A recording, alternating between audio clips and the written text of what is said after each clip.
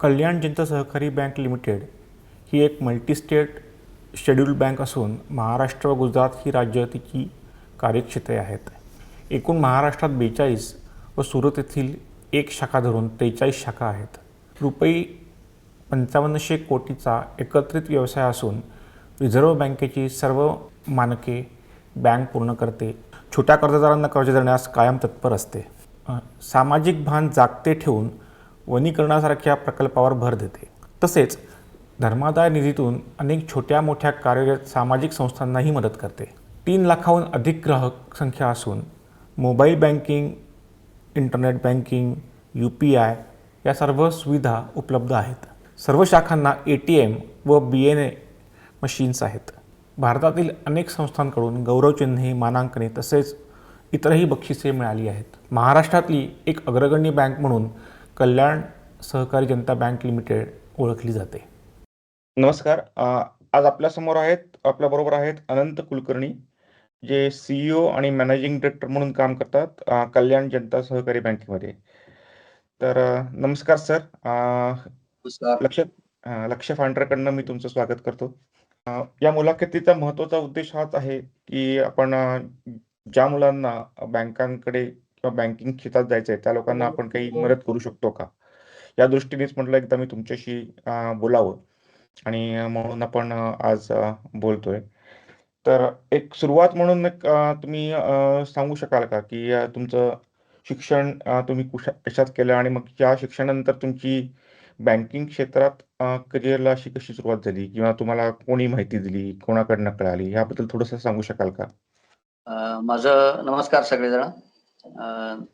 माझं लौकिक शिक्षण ज्याला म्हणतो आपण ते BCom, GDCA आणि बँकिंग मध्ये CAIIB certified associate of Indian institute of bankers हा जो एक कोर्स असतो तो 2 वर्षाचा कोर्स, म्हणजे ज्याला CAIIB पदवी मिळते असं शिक्षण झालेलं आहे. पूर्वी ज्या काळात मी बँकेमध्ये लागलो त्या काळात बँकिंग मध्ये ग्रॅज्युएशनची देखील आवश्यकता नसायची. सगळ्या नॅशनलाइज बँका किंवा अन्य सगळ्या सहकारी बँका देखील 12वी हा निकष त्या काळात लागू होता आणि त्यामुळं मी 12वी झाल्यानंतर FY शिकत असतानाच बँकेमध्ये लागलो. त्यावेळेला नोकरीची आजच्यासारखी इतकी अवघड अवस्था नव्हती किंवा इतकी आजच्यासारख्या परीक्षा चालण्या अशा पण नव्हत्या. त्यामुळे तुलनेनं सहकारी बँकांमध्ये नोकरी सहजपणे मिळत होती. त्यामुळे त्या अनुषंगाने माझ्या काही ओळखीच्या याच्यामधून मी सहकारी बँकेमध्ये पहिल्यांदा लागलो. बर. मग अशी तुमची बँकेतल्या जॉबची तुमची सुरुवात झाली म्हणायला हरकत नाही. मी 12वी नंतर लागल्यामुळे मी बाकीचं शिक्षण BCom म्हणा, GDCA म्हणा, CAIIB म्हणा हे सगळं नोकरी करत केलेलं आहे. बरोबर. छानच. मग बँकिंग किंवा कॉमर्स या क्षेत्राबद्दल आपली आवड कशी काय बरं निर्माण झाली?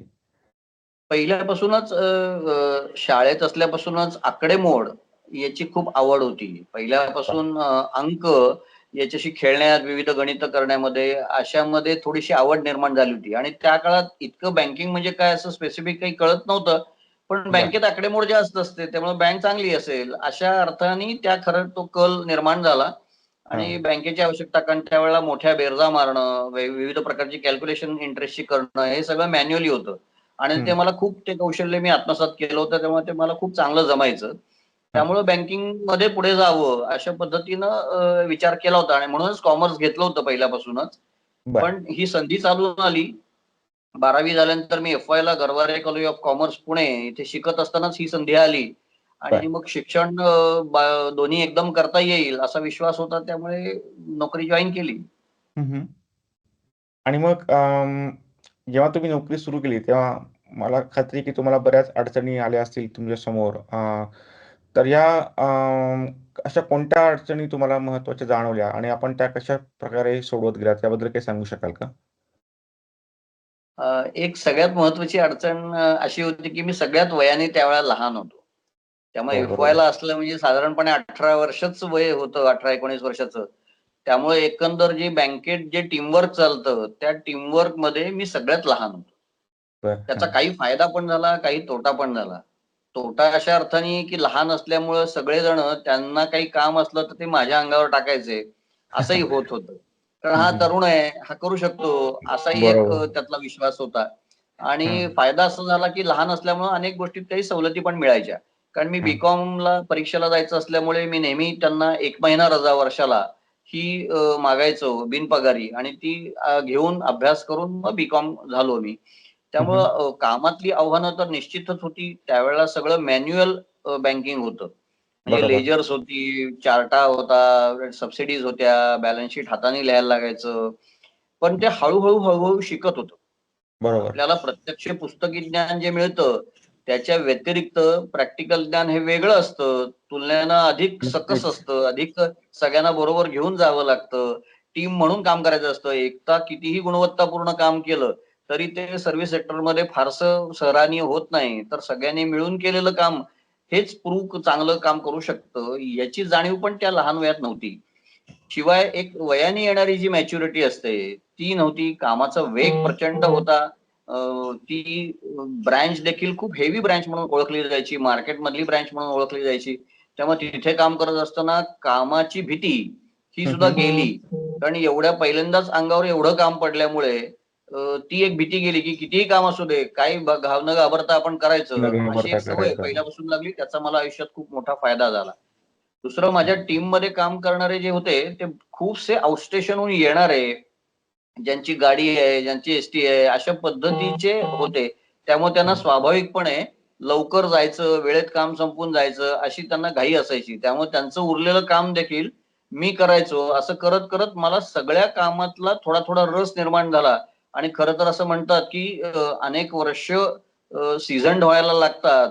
ते तुलनेने मला ह्या सगळं काम अंगावर पडल्यामुळं लवकर जमलं असं म्हणता येईल. लवकर वाचलं. बरोबर आहे. बरोबर आहे. नाही, नक्कीच. आणि याच्यात ना आय एम शुअर की तुम्हाला बऱ्याच गोष्टी शिकायला पण मिळाल्या. वेगवेगळे अनुभव आले आणि त्याचा नक्कीच तुम्हाला आता फायदा होत असणार, याबद्दल काही शंकाच नाही. आता तुम्ही सध्या बघताय की बरीचशी मुलं आय-टी क्षेत्राकडे जायचा प्रयत्न करत आहेत किंवा देशाबाहेर जायचा प्रयत्न करत आहेत. या सगळ्यामध्ये बँकिंग क्षेत्रात काम करण्यासाठी तरुण पिढी इच्छुक आहे का? तुम्हाला काही त्याच्याबद्दल काही अंदाज आहे का? आणि त्याच्याच काही संधी आहेत का या बँकिंग क्षेत्रात सध्या? जसं आपण आयटी क्षेत्र म्हणतो, आयटी क्षेत्राला जसं इंटरनॅशनल ग्लॅमर आहे, त्याच्यामुळे आणि पैसे देखील आहेत, परदेश वाऱ्या करायला मिळतात. ह्या सगळ्यामुळे तो ओढा वाढलेला आहे. आयटी क्षेत्र जरी तुम्ही उद्या गृहीत धरलं, तरी या प्रत्येक क्षेत्राला ना कधी ना कधीतरी उतरती कळा लागेल, अशी आतापर्यंतची इतिहास आहे.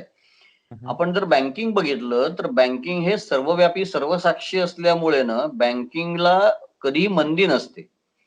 आयटी क्षेत्रात तुम्ही बघाल की काही कंपन्यांना मंदी येते. आता एआय, आर्टिफिशियल इंटेलिजन्स आल्यानंतर आयटी मधला फोकस थोडा शिफ्ट झाला, किंवा तिथली पण रोजगारता कमी होईल का काय, अशी स्थिती निर्माण झाली. बरोबर. तर बँकिंगला हे कधी घडत नाही, कधी मंदी येत नाही. बँकिंग हे सर्वांना, समाजातल्या सर्व थराला लागतं. मग अगदी बरोबर. मोठ्या कॉर्पोरेशनला पण लागतं, मधल्यांना पण लागतं, अगदी हातगाडी चालवणाऱ्यांना पण लागतं, महिलांना लागतं, मुलांना लागतं, सगळ्यांना लागतं. त्यामुळं त्या क्षेत्राकडं ओढा पुन्हा एकदा वाढतोय. बर. शिवाय जसजशी तुमची इकॉनॉमी वाढते, तसतशी तुमची बँकिंगच्या गरजा आणि बँकिंगचे प्रकार देखील वाढत जातात. हम्म. उदाहरणार्थ, पूर्वी स्मॉल फायनान्स बँक नावाच्या बँक्स नव्हत्या. पूर्वी प्रायव्हेट सेक्टर्स बँक फक्त ओल्ड प्रायव्हेट सेक्टर बँक्स म्हणून होत्या, तेवढ्याच होत्या. आता न्यू बर. प्रायव्हेट सेक्टर बँक्स म्हणून आल्या. टेक्नॉलॉजिकली अतिशय चांगल्या असलेल्या अशा बँका आल्या. कोऑपरेटिव्ह बँका आल्या, सहकारी पतसंस्था आल्या. म्हणजे सहकाराचं जे एकंदर जाळं आहे, किंवा टोटलच बँकिंगचं जाळं आहे, ते हे खूप विस्तारतं. आणि वाढतंय. त्यासाठीचं हं. ट्रेंड स्किल सेट हा आता जुन्या पिढीमध्ये नसल्यामुळे नवीन पिढीला खूप चांगला चान्स याच्यामध्ये आहे. खूप चांगलं भवितव्य याच्यामध्ये आहे. आता बर. कमर्शियल बँकांमध्ये IRP म्हणून एक परीक्षा असते. पर्सोनेल सिलेक्शनची एक परीक्षा असते. त्या परीक्षेच्या अंतर्गत त्या बँकामध्ये एंट्री आता मिळते. ती हम्म. परीक्षा ही नेहमीची जी स्किल्स असतात आपली, इंग्रजी आहे, ॲटिट्यूड स्किल्स आहेत, मॅथ्सची स्किल्स आहेत, एसे वगैरे लिहिण्याची स्किल्स आहेत, एखादं रिपोर्टिंग करण्याची स्किल्स आहेत. बरोबर. अशा सगळ्या स्किल्सच्या आधारावर ही परीक्षा होत असते. आणि त्यानंतर इंटरव्ह्यू करून तुम्हाला त्या क्षेत्रामध्ये जाता येतं. सहकारी बँका या सर्वसाधारणपणे स्थानिक असल्यामुळे सहकारी बँकांमध्ये पण आता परीक्षा कंपल्सरी केलेली आहे.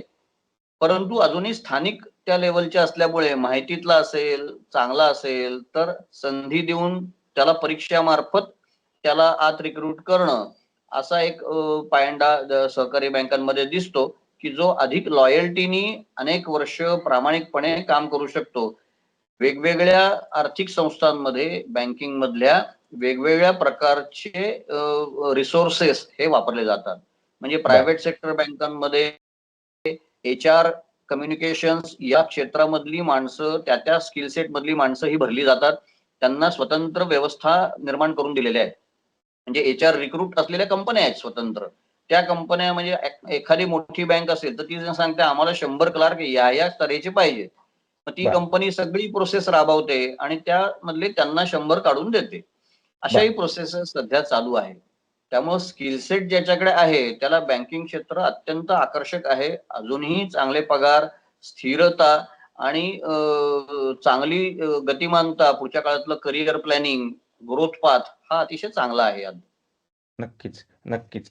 आणि कॉमर्स हे त्यांच्याकरता छानच म्हणजे हे कॉमर्स ग्रॅज्युएशन होणं हे अतिशय गरजेचं आहे त्या दृष्टीने. याच्यामध्ये थोडंसं असं मी सांगू इच्छितो, की आता सगळ्याच बँका कॉमर्सवाल्यांना जरी प्राधान्य देत असल्या, तरी फक्त कॉमर्सवालेच लागतात असं आता होत नाही.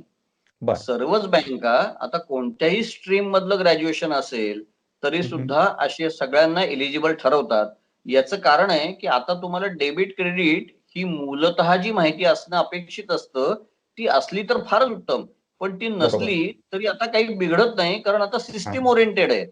त्यामुळे आता मला एकदा एखादी ठेव पावती प्रीमॅच्युअर कशी करायची याची प्रोसेस कळली की मला डेबिट क्रेडिट माहित नसलं तरी सुद्धा चालतं.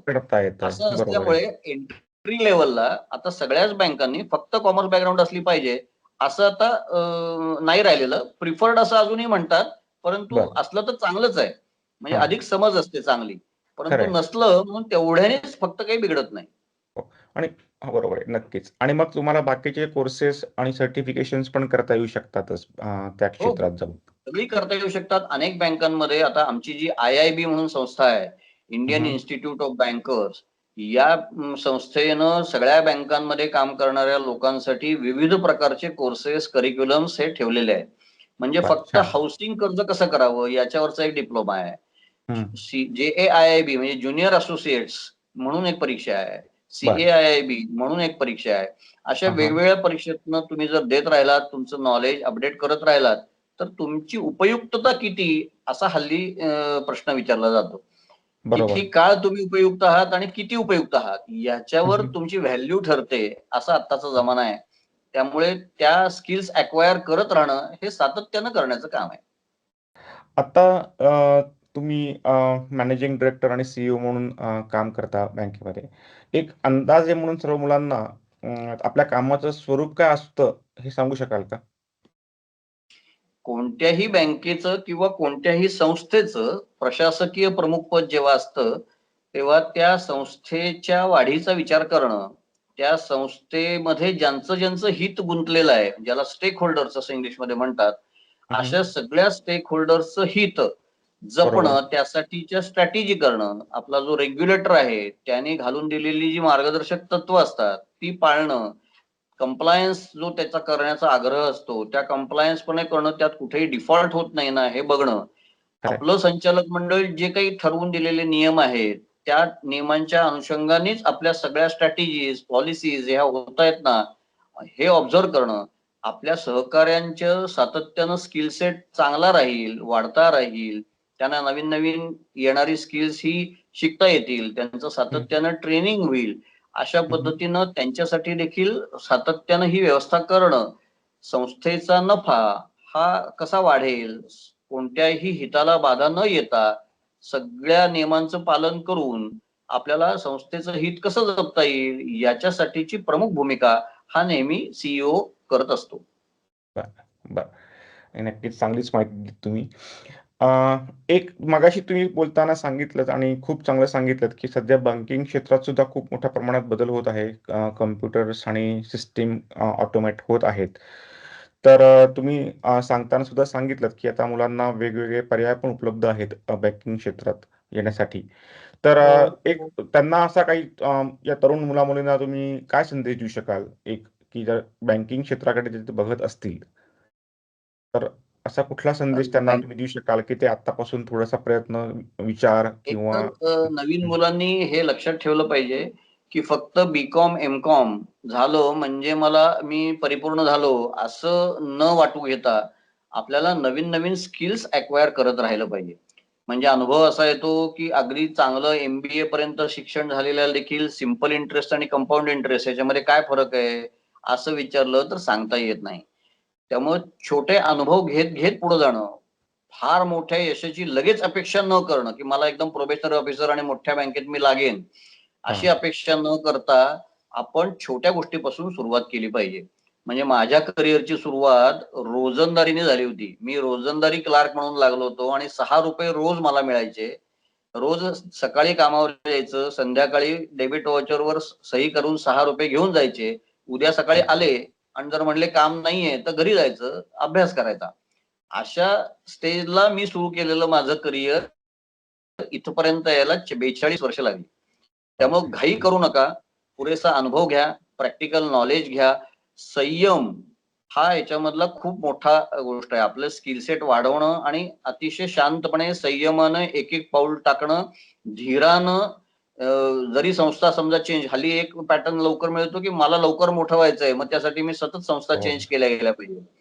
तर हे काही वेळा चांगलं असतं, पण परिस्थिती पाहून आपल्याला त्यातला धोका लक्षात घेऊन आयुष्याच्या कोणत्या स्टेजमध्ये आपण आहोत, याचा विचार करून मग तो निर्णय घ्यायला पाहिजे. परंतु स्किल सेट सतत अपडेट करत राहणं आणि आपल्याला जी मोठी झेप घ्यायची आहे, त्याच्या अनुषंगानं माझ्या भात्यामध्ये सगळ्या प्रकारचे बाण आलेत का?